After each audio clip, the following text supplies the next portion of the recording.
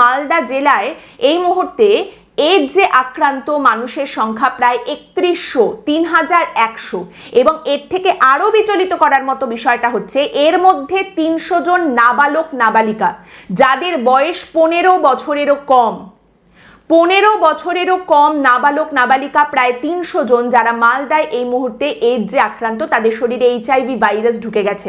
এটা কি করে হলো, এই পরিস্থিতি কি করে হলো, এটা অত্যন্ত বিচলিত করার মতো একটা বিষয়।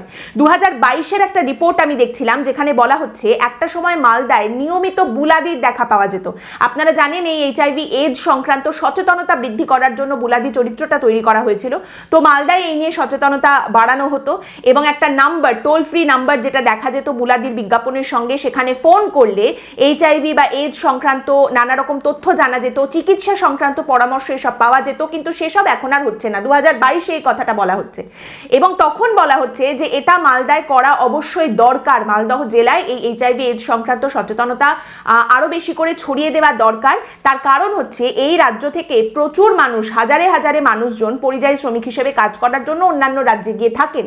তাই বরাবরই এই রাজ্যে এইচআইভি তে আক্রান্ত মানুষের সংখ্যা বা এইডসে আক্রান্ত মানুষের সংখ্যাটা বেশি।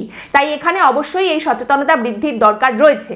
তার মানে ২০২২ থেকে যে বিষয়টায় ঢিলে দেওয়া হয়েছিল, চলছে চলবে, হচ্ছে না, দরকার নেই, এইসব করতে করতে এখন আমরা এমন একটা জায়গায় এসে দাঁড়িয়ে রয়েছি যেখানে শুধুমাত্র প্রাপ্তবয়স্ক নয়, ৩০০ জন নাবালক নাবালিকা যাদের বয়স ১৫-র কম, তারা এই মারণ রোগে আক্রান্ত হয়েছে মালদা জেলায়।